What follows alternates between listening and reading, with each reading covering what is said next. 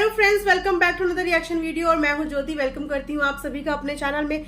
अगर आप चैनल में न्यू है तो मेक श्योर चैनल को जरूर सब्सक्राइब करें, साथ ही साथ बेल आइकन हिट कर दीजिए ताकि मेरे आने वाली हर वीडियो की नोटिफिकेशन आपको सबसे पहले मिल जाए। Without further delay let's get start the video. Friends, कल जनाब को आपने देखा होगा कि अपनी बहनों के लिए कितने प्यार से जनाब शॉपिंग करने जा रहे थे, लेकिन यस, जब तक किसी भी शॉपिंग पे मैडम का ठप्पा नहीं लगेगा तब तक जनाब की मजाल है कि जनाब कोई चीज परचेज कर सके। तो जब मैडम की तरफ से हरी झंडी जनाब को मिल गई तो जनाब ने अपनी दोनों प्यारी प्यारी बहनों के लिए गोल्ड की, डायमंड की जो भी शॉपिंग थी वो सब आपने देखी ही होगी। गोल्ड की शॉपिंग उन्होंने बेसिकली की थी, जिसमें उन्होंने अपनी सिस्टर्स के लिए इयररिंग्स और एक सिस्टर के लिए पैंडेंट विद चेन ली थी। तो ये गिफ्ट उन्होंने अपनी सिस्टर्स के लिए लिया। उसके बाद वो घर गए, एक बहुत अच्छी तरीके से एक व्लॉग शूट हुआ। जैसे कि आप सब लोग जानते ही हैं कि जब भी कोई ऐसा इंपॉर्टेंट और बढ़िया वाला कंटेंट होता है वो हमेशा जनाब के ही हिस्से में आता है। तो भले ही जनाब ने अपनी बहनों के ऊपर खर्च किया हो लाखों का, लेकिन उससे कई ज्यादा जनाब अपनी एक ही वीडियो में उनसे कमा भी लेंगे। तो जनाब ने एक तरीके से ना एट पार चीजें कर दी कि दे भी दिया और वापस वसूल भी कर लिया, क्योंकि पूरा कंटेंट जनाब ने ही पहले अपनी वीडियो में रिलीज कर दिया। यहाँ तो बात कंटेंट और आदान प्रदान की थी, वो तो आप सबने देखा ही, लेकिन उसके बाद मुझे ना एक चीज बहुत ही ज्यादा ऑकवर्ड लगी, तो मैंने सोचा मैं क्यों ना आप सबके साथ शेयर करती हूँ। जनाब वैसे तो हमेशा भाई बहन के रिश्तों की दुहाई देते हैं, अपने परायों का कभी फर्क नहीं करते। उन्होंने अपने घर में टिजा और टिहान को भी रखा हुआ है, बड़ा ब्रदरहुड नजर आता है, कई बार पिक्चर साथ में नजर आती है, मतलब बहुत सारी चीजें, बहुत प्यार मोहब्बत देखने को मिलता है। लेकिन जब बात आती है इनकी एक और बहन की, यानी कि आप लोग भी सोच रहे होंगे कि अभी एक और बहन कहां से पैदा हो गई, तो फ्रेंड्स एक और बहन पैदा नहीं हुई है, बहुत पहले हो चुकी है। तो जब इन लोगों के आपस में इतनी प्यारी बॉन्डिंग है, इतने बढ़िया रिश्ते हैं, तो गिफ्ट सिर्फ दो ही बहनों के लिए क्यों आया? वैसे तो इनकी बहन आप जानते ही हो, एक और बहन है इनकी तारा, जो अक्सर आती रहती हैं, और एक और बहन है जो बेचारी ना कभी आती दिखती है ना कभी जाती दिखती है, ना उसको कोई पूछता है। कभी कभी मौदा के अपने कंटेंट के लिए चालू अपनी जरूर उनका इस्तेमाल कर देती है, लेकिन बाकी उस बहन को कहीं 3 या 13 में कोई गिनता ही नहीं है। और आपने अगर उस बहन के बर्थडे का व्लॉग देखा होगा कि जब चालू अपी ने उसका एक छोटा सा सेलिब्रेशन किया था, एक छोटी सी उसको ड्रेस दिलाई थी, छोटे से गिफ्ट दिलाए थे, तो उस लड़की की आंखों में जो खुशी थी ना, वो देखने वाली थी। क्योंकि उस बंदी ने कभी भी ये लग्जरी लाइफ, जो इसके उसी के भाई बहन है, ये दोनों टिजा और टिहान उन्हीं के भाई बहन है। और आप खुद देखो कि कितना फर्क है, एक ही माँ के 3 बच्चे और तीनों बच्चों में देखो कितना फर्क है। वो बच्ची छोटी छोटी चीजों की अहमियत और इम्पोर्टेंस समझती है, छोटे छोटे गिफ्ट्स की वैल्यू समझती है, वो उसकी आंखों में, उसकी नजरों में, उसकी खुशी में नजर आता है। तो जहां पे इनको चीजें देनी चाहिए वहां पे ये लोग कभी देते नहीं है, और जहां पे नहीं देनी चाहिए वहां पे भरपूर देते हैं कि भाई एक तरफ कॉर्नर में पड़ा रहे, यूज हो चाहे ना हो, लेकिन भरते रहो बढ़ते रहो। रीजन साफ साफ है ना फ्रेंड्स। रीजन ये है कि अब टिजा और टिहान तो प्रॉपर व्लॉग में आते हैं, आधे कंटेंट में तो इन्हीं का पार्टिसिपेशन होता है, चाहे वो चालू अप्पी का व्लॉग हो, चाहे वो इनके भाई जनाब का व्लॉग हो, क्योंकि अब चालू अप्पी तो मौदा मुंबई करती रहती हैं। तो जब जिन दिनों वो मौदा रहती है उन दिनों टिजा और टिहान किनका कंटेंट बन जाते हैं? जनाब और मैडम का कंटेंट बन जाते हैं। तो जनाब और मैडम इनसे अर्न करते हैं इनको दिखा के, इसीलिए इनको भरपूर गिफ्ट दिए जाते हैं, क्योंकि इनसे कमाते भी तो हैं।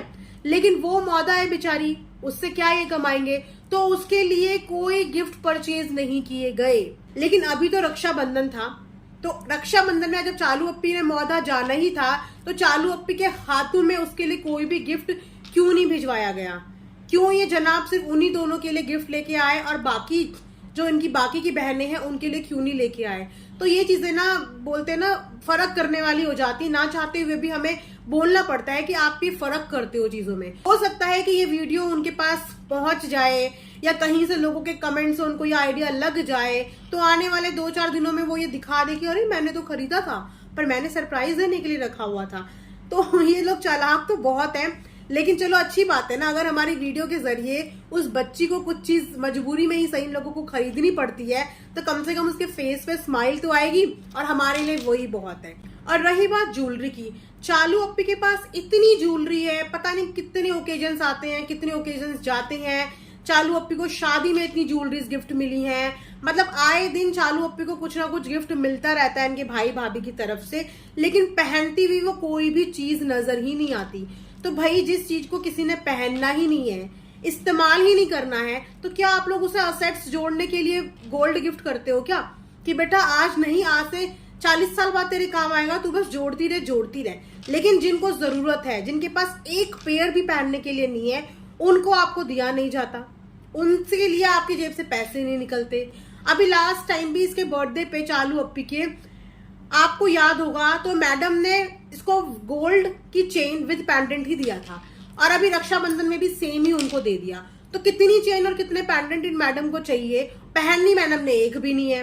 तो जिनके पास नहीं है, आप बेटर होगा ना कि आप उनको लेके दो। जिस बहन के पास आपकी भरपूर है, किसी चीज की कमी नहीं है, अगर उस बहन को आप थोड़ा भी दोगे ना तो चलेगा। लेकिन जिस बहन के पास कुछ नहीं है और जिस बहन को जरूरत है, वो चीजें उस बहन को दो, तो वो बहन की खुशी और दुआएं आपको डबल लगेंगी। तो ज्यादा मुझे नहीं बोलना था, बस यही चीज मैंने जो नोटिस करी ना, मैंने सोचा मैं आके आप सबसे शेयर करती हूँ। आप लोगों ने भी वैसे आइडिया लगा ही लिया होगा, क्योंकि आप सब लोग भी उनके व्लॉग्स तो फॉलो करते ही हैं। मतलब रक्षाबंधन की कोई वीडियो कॉल नहीं दिखाई गई, कोई विश नहीं किया गया।